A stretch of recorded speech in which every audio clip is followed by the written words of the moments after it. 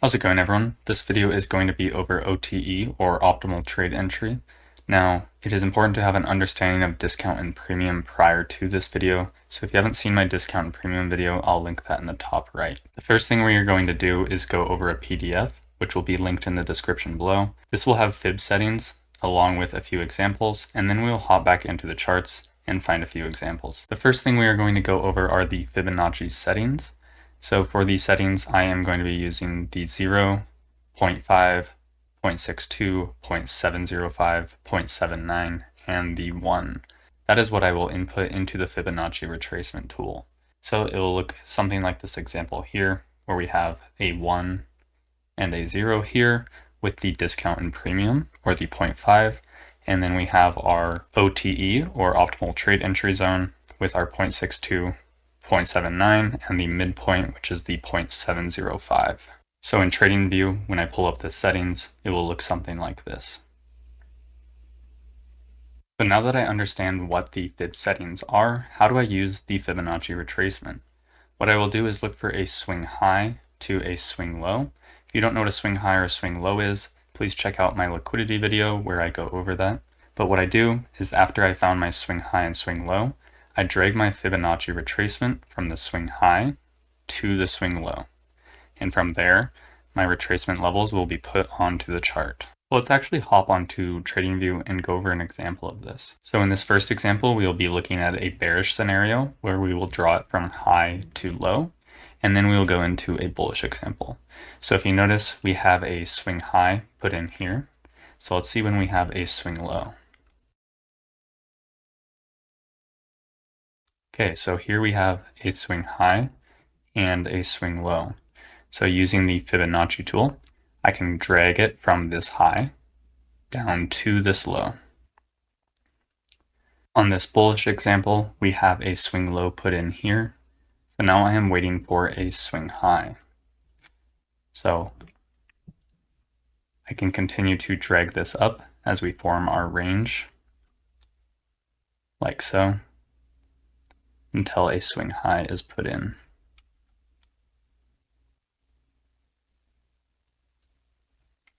Now we put in this swing high, and that is what it would look like to draw it out. So how do I use this? When price makes a swing high and swing low, and I mark out this range, I'm looking for price to retrace to an optimal trade entry. What is that? That's this zone from the 0.62 to the 0.79, including the midpoint of 0.705. From here, I'm looking for an entry or a lower time frame entry model to go lower, or to reach for sell side liquidity resting below. So let's go back to our examples and see how they worked out. So back here with our bearish example, we have our optimal trade entry zone. So that is from our 0.62 to 0.79. And this is ideally where I want to be looking for either a short entry or a lower time frame entry model. But let's see what happens when price reaches back up into this area. Price reaches back up, hits the 0.705, or the midpoint of the OTE, and then reaches for sell side liquidity resting below. So let's go take a look at that bullish example. So back here with the bullish example, what can we expect to happen? Well, ideally I want to see a move out of this OTE area, and what do we have resting above here? A fair value gap. So I'd like to see price reach up into this area. And there we go, price reaches up into this fair value gap and we get a move out of the OTE. The next thing I want to talk about is aligning these optimal trade entries with other PD arrays. So for example here, when I draw out my fib and I see that this is my area where I am ideally looking for shorts, I look to my left and see if there's any PD arrays that line up. And what do I notice? I have a fair value gap right here. So now I have overlapping confluences. I have a fair value gap and an optimal trade entry. So let's hop back into the charts and see if we can find any PD arrays that aligned with our examples. So back to taking a look at this first example, I have drawn out the OTE zone and I look to my left and see what we have. Well, it's pretty clear we have a fair value gap resting in this area, but my eyes get drawn to these up close candles here. So now I have multiple confluences for this point of interest here to move lower. Now back to taking a look at this bullish example, I've drawn out the 0.62 to 0.79 with these lines here. Are there any PD arrays that catch your eye? Now, if you've seen my latest video, you'll notice we have a large down close candle sweeping these lows before we displace and close over this candle here. That validates it as an order block. But what do we notice about this order block's opening price? It's not in an OTE. This is when I would use the mean threshold of this order block, or 50% of the body. Now I have another confluence here. Now there are many ways to do this, as I'm sure many people spotted this volume imbalance here, which was also respected. For me, I focus on which PD arrays catch my eye, and that would be this large down close candle and the mean threshold of it. The last thing I want to talk about is when I get this move out of an OTE and form a swing low, we now have another range. I can mark out that range and then use an OTE again. We'll hop into the charts because this does make sense when we use a lower time frame. So in this example, I'm going to be looking at Euro USD on the daily chart and then dropping down to the hourly chart. So if you notice, we have this displacement range right here. So ideally, I'd want to see price reach back up into an OTE here before moving lower. And here you can see price moves back up into an OTE here. So now let's drop down to a lower time frame to see the range that this move creates. So here we are on the hourly chart, and this is the displacement range that we marked out on the daily.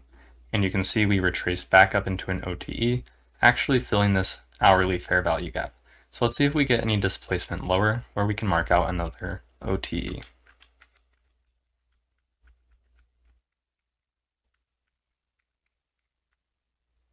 So here we're starting to get this displacement down. So I'm using this high here that made the new low, and I'll continue to track it lower.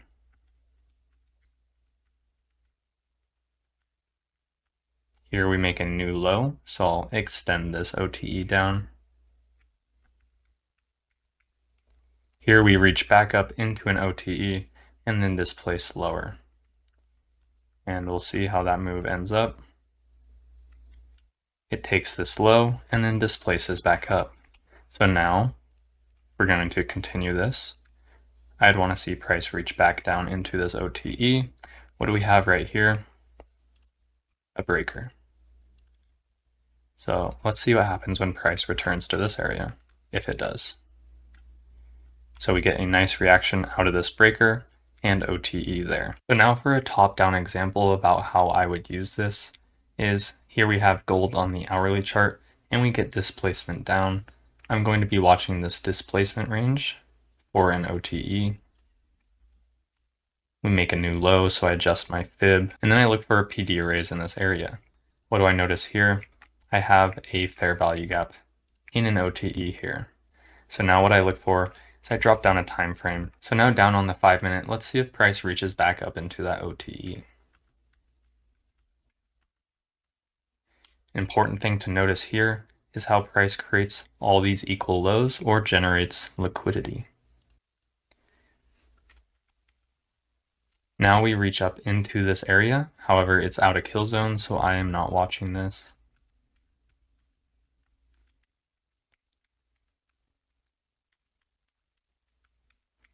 We now enter my kill zone. We reach up, hit the 0.79. Body is still respecting the hourly fair value gap. And then we get displacement lower. So now we have a 5 minute fair value gap here, which I could be looking to enter. Down here on the 1 minute chart, I see a nice full bodied 1 minute candle reaching up into this 5 minute fair value gap and then getting displacement lower. This is an order block. And so what I would look to do is search for an entry here, my stop on this high, and then looking to target these lows that were generated prior to the session or London session lows. So it would look something like this.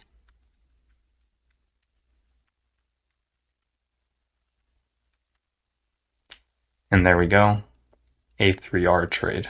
In this last example, I'm going to be looking at ES. Here we have the daily chart, and you can see that Tuesday puts in a high a week, and we get expansion Wednesday and Thursday, and our weekly objective is this daily swing low, and we take that out. So I'm anticipating a TGIF setup to cap the weekly range. So with that idea in mind, let's drop down to the 5 minute. So down here on the 5-minute, I'm going to go ahead and mark out our daily open. And I'm anticipating this to be a New York reversal to go higher. What do I notice right here? A bunch of failure swings. So ideally I want to see price form a reversal in here and then reach for these failure swings up here and the daily open. So let's zoom into this price action here. So here we get a nice move down, a sweep, and then displacement higher. So the first thing I'm going to do is mark out this projection here from this high to this low and project it up. What do we notice about the 2 to 2.5 area here? It's resting just above these failure swings. So that lines up and gives me conviction that I'd like to see price reach for this area here. Dropping back down into this area, I want to see price close over these highs here. We get a nice close over here. So then what I'm going to do next is mark out from this low to the current high and mark out my OTE. So from here, I will track this high until we get a retracement.